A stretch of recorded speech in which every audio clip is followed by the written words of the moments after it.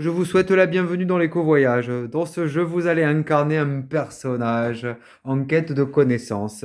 Vous allez pouvoir voyager au travers du monde, vous allez pouvoir résoudre des quêtes. Cela va vous rapporter des points de victoire notés en haut à gauche. Cette quête est positionnée en haut à droite. La couleur correspond bien évidemment au continent. Vous allez aussi pouvoir gagner des points de victoire avec la découverte des nouveaux continents. 6 points de victoire. Lorsque vous gagnez des points de victoire, vous les mettez directement dans votre passeport. Pour cela, vous allez pouvoir vous déplacer avec votre main de carte transport. Chaque transport va plus ou moins se déplacer loin et faire plus ou moins de pollution.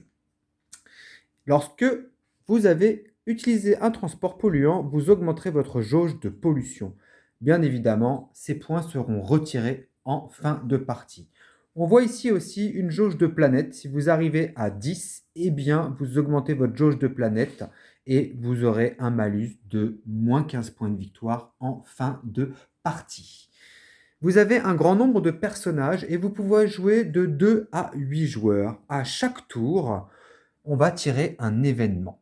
Parmi ceux-là, il y aura des événements perturbateurs et des alertes pollution qui engendreront de la pollution. Plus le jeu avancera et plus on tirera d'événements. Lorsque vous aurez trop de pollution, vous pouvez aussi décider de rester sur place. Dans ces cas-là, vous allez tirer une carte de culture puisque vous visitez tout de même quelque chose qui va vous rapporter entre 1 et 3 points de victoire. En plus de ça, vous allez pouvoir diminuer votre jauge de pollution de 3 niveaux. Au début de la partie, vous allez piocher 3 cartes quêtes. Vous n'êtes pas obligé de toutes les garder, mais au minimum, vous devez en garder au moins une. Vous avez une position de départ indiquée sur votre personnage. Le journaliste commence donc en L5. Je positionne le meeple en L5 et je décide donc de choisir ou pas mes quêtes. Je suis obligé d'en garder une. Ah, jouer au djembé dans la rue en Côte d'Ivoire, c'est pas très loin. Protection de la grande barrière de corail en Australie, c'est carrément à l'opposé. Quant à la visite de la Grande Muraille, ce n'est pas sur mon chemin. Je décide de défausser ces deux cartes-là. Hop, et je garde la Côte d'Ivoire. Je prends donc un marqueur de quête que je positionne sur la Côte d'Ivoire.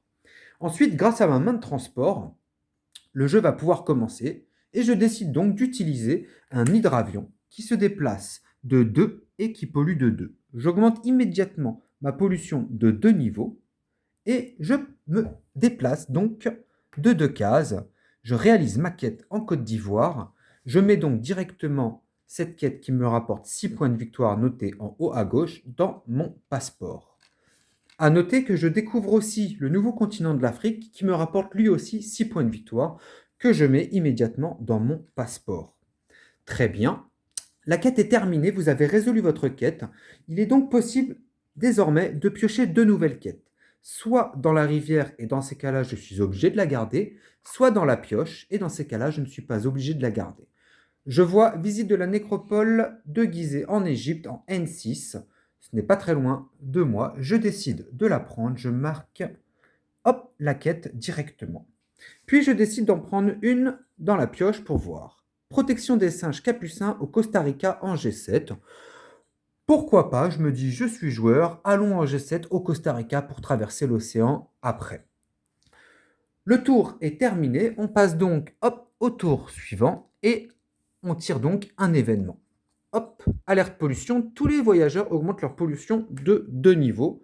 Eh bien, hop, on augmente sur la jauge et on refait le plein de cartes transport. J'en ai utilisé une, donc j'en rajoute une à nouveau. Voilà, j'espère que cette présentation de l'éco-voyage vous a plu. À bientôt pour de nouvelles aventures.